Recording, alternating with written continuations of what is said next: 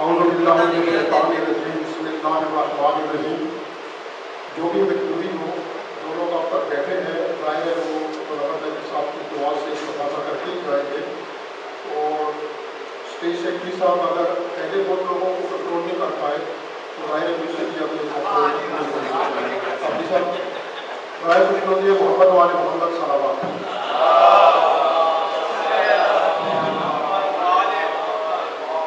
جماعت اسلامی کو دنیا کے مقدس ترین گھر میں وہ ہستی جس کا بھی کچھ روز بیشتر نکاح کی تقریبات ہم نے منائی. اہل سنت اور اہل تشیع دونوں نے یہ کہا کہ دنیا کے واحد معصوم جوڑا جس کا نکاح عرش پر بھی پڑھا گیا اور فرش پر بھی سیلیبریٹ کیا گیا. اس خاتون کی آخری سانسیں رضا قاضی صاحب پڑھا کرتے ہیں کہ زہرا لے رہی تھی ہچکیاں. ان ہچکیوں کے درمیان کسی بھی شخص کے آخری الفاظ کو انگریز بھی نان مسلم بھی بڑی اہمیت دیتے ہیں. جناب زہرا نے جو وصیتیں فرمائی اس وصیت میں یہ تھی کہ اے علی قیامت تک آنے والی میری اولاد کو میرا سلام پہنچا دینا. منظر عباس صاحب کے میں جتنے بھی شرف گنواؤں شاید یہ شرف سب سے بڑا ہے کہ اس خانوادے سے تعلق ہے جسے ولادت سے بہت قبل زہرا نے اپنا سلام پہنچایا. اب سادات کہلانے والوں پر یہ فرض اور قرض ہے کہ جس کو زہرا نے سلام پہنچایا ہو وہ اپنی زندگی کی ہر سانس کے ساتھ ہر وسیلے کے ساتھ ہر صلاحیت کے ساتھ کتنا انصاف کرتا ہے. اسی زہرا صلوات اللہ علیہ کے گھر پہ حدیث قصہ جب بیان کی گئی تو اس میں یہ بتایا گیا کہ تمام کائنات کی زمین آسمان خلا جو کچھ بھی پیدا کیا گیا وہ محمد اور آل محمد کے صدقے میں پیدا کیا گیا. اور محمد اور آل محمد کو زندگی کی کامیابی کا یہ گول بتایا گیا کہ آپ نے ان سے فدا اور عزا کا رشتہ رکھنا ہے. حجت الوداع کے بعد غدیر خون پہ نبی اکرم نے تمام انبیاء کی تعلیمات کا خلاصہ بیان کر کے یہ کہا کہ میرے جانے کے بعد اب من کو تو مولا ہو فاضا علی المولا. تفسیر کا وقت نہیں. ولا کا اعلان کیا. ولا محبت بھی اور ولا ولایت. ولایت محبت سے اور ولایت حکومت سے. اگر حکومت بھی کسی کی ہوگی کسی کی بیعت کا تمہاری گردنوں پر توپ ہوگا تو وہ علی سے لے کر مہدی تک ہوں گے. اور اگر محبت تمہارے دل میں کسی کی ہوگی تو وہ بھی میرے خاندان کی محبت ہوگی. اور زہرا نے بھی 3 شعبان کو یہ کہا تھا کہ بابا خوشی کا دن ہے میرے لال کو روئے گا کرو. تو اس وقت نبی اکرم صلی اللہ علیہ وسلم نے تمام باتیں آپ نے سنا ہوا ہے. واقعہ کربلا بیان کرنے کے بعد فرمایا کہ ایک قوم خدا پیدا کرے گا جو نسلاً بعد نسلاً مرد عورتیں اور بچے حسین کی اس مصیبت پر روئیں گے. اس خوشی پہ کے موقع پہ میرا رونے کا سبب جبریل امین کی وحی ہے کہ یہ کربلا کے میدان میں بڑے جرم کے ساتھ شہید کیا جائے گا. تو برادران اسلام میرے بھائیوں اور بزرگوں زندگی آپ جیسے بھی گزاریں اچھی گاڑیاں لیں اچھے گھر بنائیں اچھا اسٹیٹس رکھیں. 2 مقاصد ہمیں محمد والے محمد سے ملے کہ ان سے فدا کا مضبوط رشتہ رکھنا ہے اور عزا کا مضبوط رشتہ رکھنا ہے. سید مرتضی عباس نقوی جن کو ولادت سے پہلے حضرت زہرا کا سلام ملا تھا انہوں نے اپنے یہ 2 فرض بڑی خوبی سے نبھائے. سوچ خوان ہو مجلس کا بانی ہو مجلس سننے والا ہو ان سے سینئر ہو یا جونیئر ہو وہ اس چیز کا اقرار کرتا ہے کہ دونوں فرض انہوں نے بڑی خوبی سے نبھائے. اور ظفر عباس عزیز نے جس چیز کا تذکرہ کیا اسی مضبوط دلیل کے سہارے میں نے یہ کہا تھا کہ زندگی کی 50 سے زیادہ بہاروں میں بڑے کانشیسلی بڑے مضبوطی کے ساتھ بھرپور انداز کے ساتھ انہوں نے ودا اور عزا کا پیغام دنیا تک پہنچایا اور ایک بڑی بھرپور زندگی گزاری. کاشف نے یہ کہا کہ استفادہ نہیں کیا گیا. اگر یہ بات کہی جائے تو ہر جینیس کو یہ گلا رہا انبیاء کو بھی رہا ائمہ کو بھی رہا. علی کوفے کے نزدیک ایک کنویں میں جا کے گفتگو فرماتے تھے. علامہ رشید ترابی کے چہلت پر عقیل ترابی نے یہی جملے کہے تھے. تو اس وقت اظہر حسن زیدی جو آخری مقرر تھے انہوں نے کہا تھا، ایک تو انہوں نے زمانے کی بے مہری کا گلہ کیا اور دوسرا کہا میرے بابا سے استفادہ نہیں کیا گیا۔ تو اظہر حسن زیدی صاحب نے یہ کہا، پورے دن کی مجلس کے بعد لوگ رونا ظاہر اتنا کہ روتے، وہ بھی ایک تعزیتی ریفرنس کا مجلس تھی۔ اظہر حسن زیدی صاحب نے کہا کہ عزیز کھڑے ہو جاؤ۔ عقیل ترابی کھڑے ہوئے، انہوں نے کہا کہ اب میں رشید ترابی کی روح سے مخاطب ہو کے یہ کہتا ہوں کہ رشید آپ خوش قسمت ہو، آپ کے بعد آپ کا چراغ جل رہا ہے۔ زندگی جس مشن پہ گزاری وہ باقی آپ کے گھر سے تذکرہ ہوتا رہے گا۔ اظہر زیدی کی زبان جب خاموش ہوگی، اس کے گھر سے، اس کی نسل سے اس کے بعد کوئی تذکرہ کرنے والا باقی نہیں۔ اس کے بعد انہوں نے سید سجاد کے مسائل پڑھے۔ انہوں نے کہا کہ کراچی کا سب سے بڑا جنازہ غالباً قائد اعظم کے بعد رشید ترابی کا جنازہ تھا۔ دنیا آپ کے بابا کو سننے کے لیے گھر بار چھوڑ کے پیدل کے میل کا سفر کرتی تھی، سڑکوں پہ سنتی تھی۔ تو میں تشفی کے لیے نہیں، حقیقت کے لیے کہوں گا کہ جو مجزر عباس صاحب کو محبت زندگی میں ملی، حقیقت نارملی سیلیبریٹیز کو بہت کم ملتی ہے۔ وہ کسی کی محبت کچھ انٹیلیکچوئلس تک محدود ہوتی ہے، کچھ کی محبت کچھ کم پڑھے لکھے لوگوں تک محدود ہوتی ہے۔ مجزر عباس صاحب، جس طرح میں نے ان کے پہلے ریفرنس میں یہ کہا تھا، بہت پڑھے لکھے لوگوں کی محفل میں، جس طرح شکیل اختر صاحب کا ایک سلسلہ چلا رہے ہیں، بہت بڑے لابلائے روزگار ادبی شخصیتیں، شعراء، انٹیلیکچوئلس ان سے استفادہ کرتے رہے، ان سے گفتگو کرتے رہے۔ انہیں اس تنہائی کا سامنا نہیں کرنا پڑا کہ ان کی انٹیلیکچوئلزم کو سننے والا کوئی نہیں۔ دوسری طرف محمد والے محمد کا درس جو عام لوگوں تک وہ پہنچانا چاہتے تھے، جس طرح ابھی میرے عزیز پروفیسر غیوم نے تذکرہ کیا، کنگوٹا ہو اور پروفیسر مجتبیٰ جا چکے ہیں، اب ان کے ساتھ میں نے ذکر کیا تھا کہ ہم نے 4.5 کلومیٹر کا 4.5 گھنٹے کا مشکل سفر کیا تھا گنیجا اخور میں۔ ان جگہوں میں دور دراز لوگ ہوں، وہاں کے رہنے والے عام لوگ دیہاتی بھی مجزر عباس صاحب کی تقریروں کے منتظر ہوتے تھے۔ میں جلدی کوئی بھی باتیں بس کروں گا۔ کاشف نے ایک بات تاریخ تجزیے کی تھی، تاریخ تجزیہ ہی سب سے بڑی یہ بات ہوتی ہے، اور علم آگے بڑھتا ہی اسی بات سے ہے۔ ہمارے یہاں اجتہاد یہی ہوتا ہے کہ جب علماء مراجع کچھ چیز لکھتے ہیں، اس کے بعد ان کی شرحوں سے سوچنے والے ان کے شاگرد کچھ باتوں پہ اختلاف کرتے ہیں، اس بات کو آگے بڑھاتے ہیں۔ مثلاً کوفے سے لوگوں کے خط لکھے گئے، 3 طرح کے لوگ تھے۔ کون سے لوگ تھے؟ کس طرح ہمیں یہ کہا جاتا ہے کہ شیعوں نے خط لکھے اور وہ نہیں آئے؟ اس کا جب تجزیہ کرتے ہیں تو بتاتے ہیں کہ وہ کون لوگ تھے۔ یہ تجزیہ بہت ضروری ہے جو عموماً ممبر پہ نہیں کیا جاتا۔ یہیں سے غور و فکر شروع ہوتا ہے، اور کربلا عصر حاضر کے بارے میں ہم گفتگو کرتے ہیں، سوچ و بچار کرتے ہیں۔ سید مجزر عباس صاحب کا یہ کمال تھا کہ مجلس اعضاء کے جو مخصوص ڈیکورم ہے، اس فارمیٹ کے مطابق وہ مجلس پڑھتے تھے، جس سے نہ کسی عالم کو گلا ہوتا تھا، نہ کسی سکالر کو کوئی گلا ہوتا تھا، اور نہ کسی انٹیلیکچوئل کو کوئی پریشانی ہوتی تھی۔ روایتی مجلس سننے والا بھی فضائل سے لے کر مسائل تک بہت مستفید ہوتا تھا۔ لیکن اس مجلس کے بعد وہ مجلس جو بعض اوقات 2 گھنٹے یا 3 گھنٹے کی ہوتی تھی، وہ اسی واقعہ کربلا کے پس منظر اور اس کے اثرات اور عصر حاضرت میں وہ چیزیں، وہ اسوہ حسینی کہاں پر منطبق ہوگا اس بارے میں بات ہوتی تھی۔ اور بڑی بات یہ ہے کہ عموماً ہم پہلے کہتے تھے کہ بہت اچھی کتاب ہے، جسے ہم نے ایک نشست میں پڑھ لیا، لیکن سکالرز یہ کہتے ہیں کہ اچھی کتاب وہ ہے کہ جس کا کوئی پیراگراف آپ پڑھیں اور اسے رکھ دیں اور سوچنے پر مجبور ہو جائے، کچھ سوچے کہ اس مقرر نے، اس لکھنے والے نے کیا کہا ہے، اس کے بعد آگے بڑھے۔ تو مجزر عباس صاحب کی تقریر کے بعد ہم ان سے بہت سی چیزوں پہ اختلاف کرتے تھے، یہاں سے سوچ آگے بڑھتی تھی۔ مسلم ہائی اسکول کے کچھ اسٹوڈنٹس یہاں مجھے نظر آ رہے ہیں، ہمارے بہت بڑے استاد سے شیخ ہدایت اللہ، گارڈن کالج میں جب ہم گئے تو اس وقت کے گارڈونین گریجویٹس اور پوسٹ گریجویٹس بھی ان سے پڑھنے آتے تھے۔ وہ الجبرا پڑھاتے ہوئے کہتے تھے کہ مسئلہ بلیک بورڈ پہ حل کر دینا، آج کل وائٹ بورڈ ہوتا ہے، ہمارے زمانے میں بلیک بورڈ ہوتا تھا، کہ بلیک بورڈ پہ مسئلہ حل کر دینا، سہل ممکنہ کا بھی تذکرہ ہوا، سہل بنا کے پیش کر دینا کوئی بات نہیں، مسئلے کو ایک نیک پہ پہنچاتے ہوئے کہتے تھے اب گھر جا کے اس پہ سوچیے، اپنے دماغ کو زحمت دیجیے، اب آ کے پھر بات کیجیے گا کہ بلیک بورڈ پر جا کے حل کیجیے گا، غلط بھی کریں گے تو آپ کو اس کے نمبر ملیں گے۔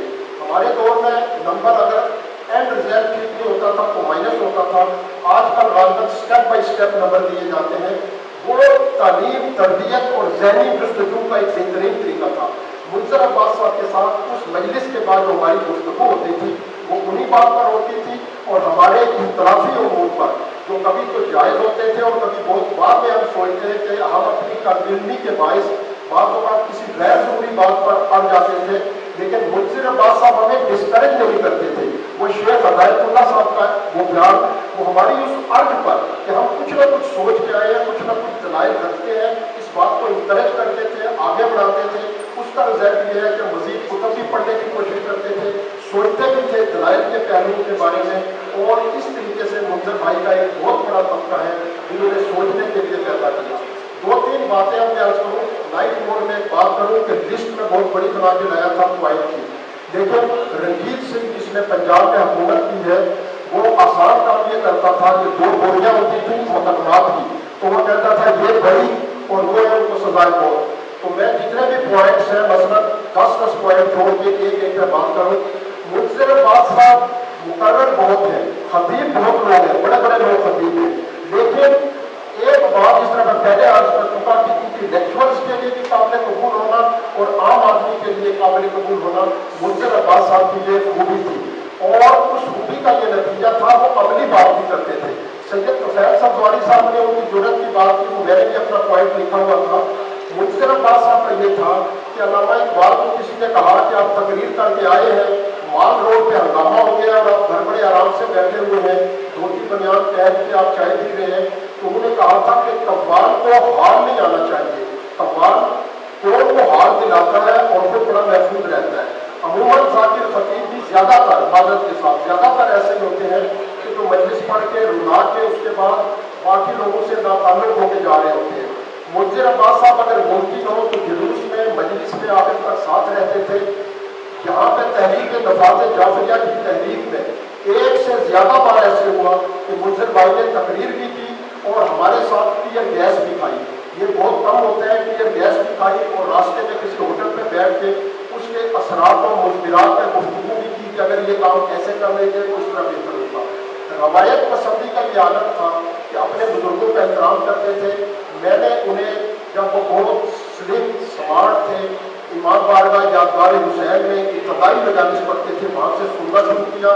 اس وقت کے زیادہ پڑھنے والے اور بقول منظر عباس جن کا کوئی شاید تطہیر بھائی نے دہرایا، یہ کثرت سے وہ کہا کرتے تھے ہماری مجالس میں کہ بڑی مجالس قوم کی شان و شوکت کی عزادار ہوتی ہے، مظہر ہوتی ہے، لیکن تربیت گھریلو مجالس میں بڑی بھائی کے گھر کی مجلس پڑھتے ہیں، انہوں نے کہا میرے گھر بھی مختلف ہوتے، تربیت قوم کی چھوٹی چھوٹی گھریلو مجالس میں ہو سکتی ہے، ان کو بہت اہمیت دینا چاہیے۔ اس چیز کو وہ خود کتنی اہمیت دیتے تھے۔ تحسین جعفری صاحب، منظور سبزواری صاحب، میرے والد سید حسین شاہ سبزواری صاحب، مولانا صاحب، مظفر صاحب، یہ لوگ مجلس پڑھتے تھے، یہ اس وقت سینئر تھے جب منظر عباس صاحب نے پڑھنا شروع کیا، لیکن یہ سب لوگوں کا بعد میں منتخب فیصلہ تھا کہ راول پنڈی میں یہ ایک عظیم ستارہ طلوع ہوا ہے جو پنڈی کو بہت شرف بخشے گا اور دوسرے شہروں میں اس کی روشنی جائے گی۔ اس زمانے میں تاریخ کے حوالے سے ایک بات ریکارڈ میں رہے کہ جہاں پہ منظر عباس صاحب کا تذکرہ ہے وہاں پہ ہر تلفی نہ ہو۔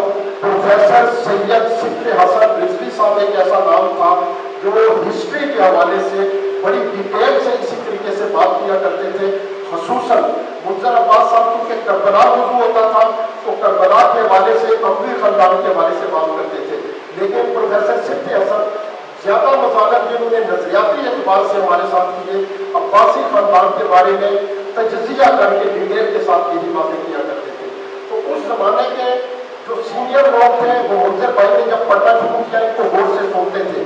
پھر وہ وقت آیا کہ تحسین جعفری صاحب کی ڈیتھ ہوئی، ان کے جنازے میں ان کے فرزند نے غالباً وہ خود بھی دلیر آدمی ہے اور جعفری نام لکھنے کا مطلب ہے کہ شیعت کو نہیں چھپاتے منصور جعفری، لیکن پروفیسر وہ تھے راجہ ظفر لاٹ صاحب، ان کے لیے کسی بات سے انہوں نے کہہ دیا، مجلس عزا کا نام نہیں دیا، جنازے کے اوپر قبر کے اوپر انہوں نے اعلان کیا کہ میرے والد کی سوئم کی رسم ہوگی، قرآن خوانی ہوگی اور اس کے بعد دعا ہوگی۔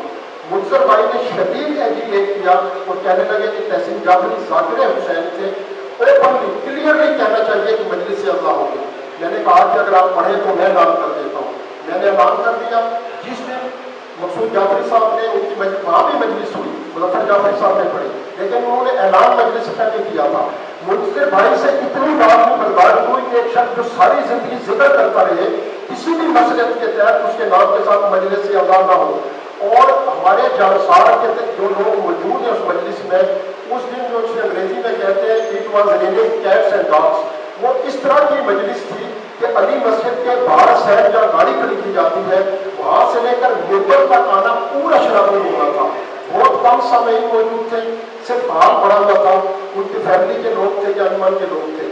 मुंजर भाई तशरीफ लाए और किसी मुकर्रर के लिए जिस तरह के अगर उसको वक्त कम किया जाए तो बहुत मुश्किल होता है। मैं अमूमन स्टेट सेक्रेटरी फराइज अंजाम देता था। मकसूद जाफर साहब के एक दोस्त इराक से कोई तशरीफ लाए थे आयतुल्ला, और अब जाहिर है कि अगर वो अरबी में तकरीर करें तो क्या इंटरेस्ट हो सकता है, लेकिन उनकी फरमाइश थी कि मैं कुछ जरूर पढ़ूंगा। थोड़ा वक्त होने के बावजूद उन्होंने पढ़ा तो मैंने कहा कि मुंजर भाई एक तो आपकी फरमाइश की मजलिस है, दूसरा किसी को ये सलाहियत है कि वो दरिया की पूजे में बंद करे, और आप तो उस अली के मानने वाले हैं जो एक रकात में पाँव रख के बिस्मिल्लाह पढ़ते थे और दूसरी में बदमाश। तो मुंजर भाई ने गालिबन मेरे ख्याल में मैंने जो सुनी है उनकी मजालिस की मुख्तसर तरीन मजलिस होगी, 20-25 मिनट की मजलिस थी वो, लेकिन उसमें उन्होंने तहसीन जाफरी साहब को खराज हैसियत तहसीन भी पेश किया, ज़ाकिरीन और खुतबा के फ़ज़ाइल भी बताए, फ़ज़ाइल और मसाइल भी तो वहाँ पर जिस तरह बयान किए जाने थे वैसे बयान किए। अब डिटेल का वक्त नहीं, मैं सिर्फ अनावीन के हवाले से बात कर दूँ जो लोग अमूमन सिर्फ तारीख कह के गुजर जाते हैं, किन किन मौजूदात पर पिंडी में उन्होंने पढ़ा। सैयद फकीर रिजवी साहब जब शाम में पहली बार बीबी के यहाँ चादर लेकर गए, हमारे यहाँ एक बड़ा उस वक्त कंफ्यूजन था कि मज़ार के ऊपर रुकैया नाम लिखा है, हम सकीना नाम से आशना है। मौलाना साहब की बारगाह में तकरीबन 2.25 घंटे की मजलिस बहुत डिटेल के साथ, वो एक डॉक्यूमेंट्री मजलिस थी, वो एक बहुत तहकीकी मुताला कह सकते हैं आप, जिसमें उन्होंने बताया कि ये अरबों में नाम का क्या मसला होता है और ये यही नाम है।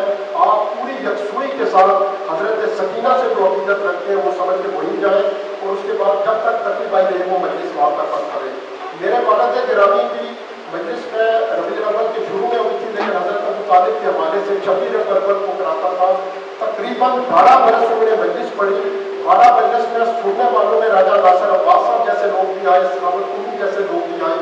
कभी किसी मजलिस में कोई रेपुटेशन नहीं हुई, और अमूमन हम जाकिर को छोड़ने जाते हैं। मुंजर अब्बास साहब हमेशा खुद तशरीफ लाते थे, और 2 बार ऐसे हुआ कि किसी दूसरे मकाम पर मुझको जो उनका एक स्टेट सेक्रेटरी था, एक कमतरीन उनका चाहने वाला था, मेरे पास कन्वेंस नहीं थी, मुझे दूर से वो घर छोड़ने के लिए गए। बड़े आदमी का तस्करा करके इंसान अपना कद भी बड़ा कर देता है। ये बात मैं उनकी बड़ाई के लिए बयान कर रहा हूँ कि एक बंदे को क्या आप जाइएगा कैसे, मैंने कहा नहीं बहुत रहा चला जाऊँगा, कहा नहीं जो मौसम हमारा छिड़ा था, जो बात हुई थी वो मुकम्मल होनी चाहिए, और उसके बाद घर भी वो बहुत देर तक बैठे। ये उस शख्स का कमाल था, जिसमें मैंने कहा क्लियर गैस भी वो हमारे पास खाते थे, मजलिसें भी वो हमारे साथ सुनते थे। और मैं पिछले रेफरेंस में आज कर चुका हूँ कि अमूमन ज़ाकिरीन को हम बुलाते हैं और हम उनके लिए खाना करते हैं फीडबैक पर। हमें मुंजर भाई से जब मजलिस की डेट तय करते थे तो अक्सर और बेशतर उनके यहाँ खाना खाते थे, तो उनके मसरूफियात की जो बात हुई मुंजर भाई के घर में बहुत सी चीज़ों के बारे में पता चलता था कि ये बड़ा जो नादर फर्नीचर बना है, ये बेस बना है, ये उन्होंने डिज़ाइन किया है और खुद आ रही और ये चीज़ें लेके खुद बनाया है। इस तरह की ज़िंदगी के बहुत पहलू है, परिंदों से शौक था, बागवानी से शौक था, ये सारी चीज़ें बताते थे। मुख्तलिफ महफिलें, जिस तरह के काशिफ ने कहा ये इंशाअल्लाह आखिरी महफिल नहीं होगी, मुख्तलिफ अंदाज में उसका तस्करा होता रहेगा। मैं एक आखिरी बात अर्ज करके बड़े भारी दिल के साथ वक्त लेने के बाद महसूस कर रहा हूँ कि बहुत बातें कहना चाहता था। एक आखिरी बात ये कहूँगा जो मशअल राह है नासरान बाबुल इल्म के लिए भी, और जितने भी अंजमनों के लोग यहाँ पर मौजूद हैं, हैदर अब्बास साहब मुख्तलिफ अंजमनों की नुमाइंदगी करते हैं, उनमें हैदर अब्बास साहब ने उनकी शोए में एक बात कही थी कि मुंजर अब्बास साहब की शख्सियत का ये खासा था कि जब कोई डिसीजन लेना होता था तो सबसे पहले शरई पहलू को पेश नज़र रखते थे। हम अमूमन दूसरी ज़रूरियात को देखते हैं कि शरई पहलू को पेश नज़र रखते थे, फिर उसका दीगर पहलू कानूनी पहलू देखते थे, फिर इकनॉमिक पहलू देखते थे, फिर समाजी और दूसरी बात। तो मैं तमाम लोगों से ये बात करूँगा कि अमूमन हमारी बातों में शरई पहलू कहीं गुम ही हो जाता है और उसकी बहुत कम अहमियत होती है। कोई भी स्टेप लेने लगे तो मुंजर अब्बास साहब ने जो मशअल राह के लिए जोड़ रहे हैं, इस बात को हमेशा याद یہ کہنا چاہوں کہ معاشرہ جتنا بھی بگڑ چکا ہے، آج بھی ملت جعفریہ سے تعلق رکھنے والے لوگوں سے، ذکی بھائی موجود ہے، کاشف موجود ہے، منور مہدی صاحب ہمارے لیے ایک رول ماڈل ہے، اور بھی کچھ پڑھنے والے موجود ہیں ہمارے لیے اس وقت بھی، اس گزرے دور میں، گزرے دور میں بھی، جہاں لوگوں کی سیلیبریٹیز کرکٹ سٹار ہیں، ٹی وی سٹار ہیں، فلم سٹار ہیں، شوبز کے لوگ ہیں، ہمارے لیے سب سے محبوب شخص وہی ہوتا ہے جو ہمیں نثر میں یا نظم میں ذکر حسین سنائے اور ہم شعوری اور لاشعوری طور پر اسے فالو کرتے ہیں، اس کی طرف جاتے ہیں، اس کی زبان کی شائستگی، اس کا اٹھنا بیٹھنا، اس کا اخلاق، اس کا لین دین، یہ تمام چیزیں ہمیں متاثر کرتی ہیں۔ منظر بھائی کو آج جو لوگ زیادہ چاہتے ہیں وہ ان کی ان علمی خدمات کی وجہ سے بھی چاہتے ہوئے، لیکن سب سے زیادہ یہ ہے کہ وہ بحیثیت انسان ہر جگہ ایک مکمل انسان تھے۔ میرے گھر میں 5 ڈیتھ ہو جاتے ہیں کہ ذاتی مسئلہ ہے، لیکن ایک شخص کے دل میں اتر جانا زیادہ تر ہوتا ہے کہ لوگ جنازے کی حد تک آتے ہیں، جنازہ پڑھنے کے بعد گھر تک جانا، پھر افسوس کرنا۔ اور میں اپنے ساتھ، اپنے گھر کی اموات کے ساتھ، ہمارے اندر کے لیے سب سے اہم بات ممتاز حسین صفدرواری کی شہادت تھی۔ اس وقت مسلسل طور پر جس طرح منظر بھائی ہمارے ساتھ رہے، مجلس انہوں نے پڑھی یا کسی نے پڑھی، وہ مسلسل ہمارے ساتھ رہے۔ تو یہ دکھ درد ہر ایک کے ساتھ ہوتے تھے۔ اور آخری جملہ یہ عرض کر دوں کہ ان دنوں میں کورونا کے ایام ہے، گھر سے نکلنا بھی مشکل ہوتا ہے، لیکن عامر زیدی جو مرثیہ خان تھے، ان کی ڈیتھ میں سیلیبریٹی میں سے میرے خیال میں اگر کوئی گیا تو دور سے سید منظر عباس صاحب تھے۔ تو میری تمام لوگوں سے یہ تماس ہے کہ جس بھی مقام پر پہنچ جائیں، یا لوگ ہم جیسے چھوٹے لوگ کہلاتے ہیں، ان کے ساتھ اٹھنا بیٹھنا، ان کے ساتھ یکسوئی نہ چھوڑیے گا۔ وہی لوگ حقیقتاً آپ کی گراس روٹس ہوتے ہیں اور وہی لوگ آپ کو لے کے آگے چلتے ہیں۔ برائے مشہور محمد وال محمد سلامات دعا منظر جناب منور مہدی صاحب کرائیں گے، لیکن میں منظر بھائی کے سامنے ایک جملہ، وہ جو انہوں نے کہا کہ کاش، شمیم اندر سید نے کہا کہ کاش کوئی سامنے کہے، منظر بھائی کی مدد امداد کی برسی تھی پچھلے سے پچھلے برس، تو ان کے آنے کے لیے، انہیں بلانے کے لیے میں نے جملے کہے، اگر وہ ریکارڈ ہے تو ممکن ہے شمشاد بھائی کے پاس ہوں۔ اس میں نے یہ باتیں کرتے کے ساتھ ساتھ کہا کہ منظر بھائی کی بڑائی یہ ہے کہ اختلافی امور پہ ہماری حوصلہ افزائی کرتے تھے۔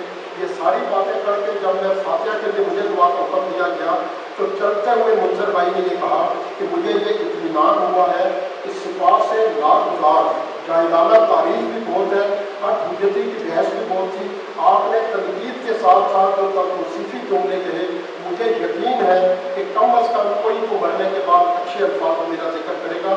تو منظر بھائی بات فلی کانفیڈنٹ، انہیں پتا تھا کہ جو بھرپور زندگی، غیر منافقانہ زندگی، نان کمپرومائز اصولوں کے ساتھ زندگی انہوں نے گزاری، ان کو زندگی میں بھی یہ اطمینان تھا اور آج بھی انہیں اطمینان ہوگا کہ انہیں اس وقت بھی لوگ یاد کرتے تھے، آج بھی یاد کرتے ہیں، اور جو کام وہ چھوڑ گئے انشاءاللہ وہ باقی رہے گا اور انہیں یاد کرتے